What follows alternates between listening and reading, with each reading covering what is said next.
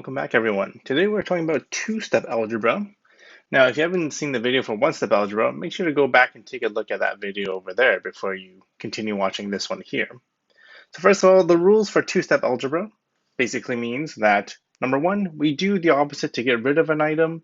And number two, you always get rid of the items connected to the variable, which is like your x, y, z, whatever letter it is, do that last.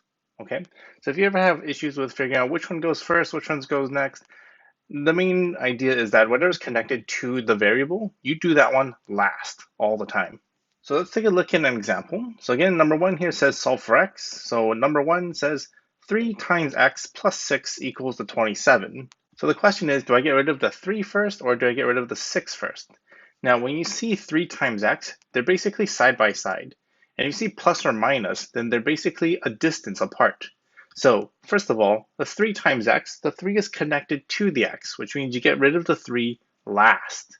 So to get rid of the 6 first, it says plus 6, so we do the opposite.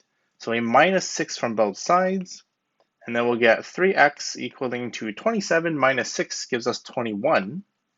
Now we just have 3 times x equals to 21, and to get rid of the 3, we do the opposite. So we divide both sides by 3, and then we get x is equal to 7, and that will be your final answer here. Take a look at number 2. It says x divided by 4 minus 3 equals to 5. So the question is, do we get rid of the 4 first, or do we get rid of the minus 3 first? So again, the 4 is right below x, so they're connected together. So I need to get rid of the minus 3 first. So to do that, we add 3 to both sides. So then we get x divided by 4 equaling to 5 plus 3, which is 8. Now we get rid of the 4 by doing multiplication on both sides. So multiply both sides by 4, and we get that x is equal to 8 times 4, which is 32. And the last one here, although it does look simple, a lot of people do make silly errors. So this one here says negative 1 times x. So if you don't see a number in front of negative x, it's a default of negative 1. Okay, so keep that in mind. Negative 1x minus 6 equals to negative 2. So again, do you get rid of the negative 1 first, or do you get rid of the minus 6?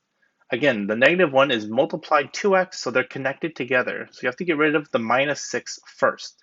So to get rid of minus 6, we add 6 to both sides.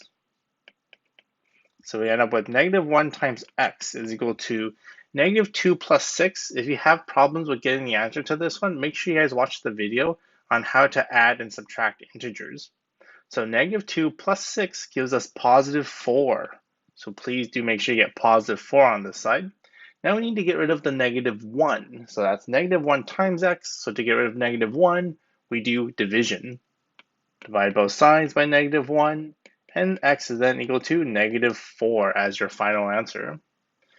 So please take a look at the video of one-step algebra if you struggle with two-step algebra, and also take a look at multiple-step algebra if you are okay with everything so far. See you in the next one.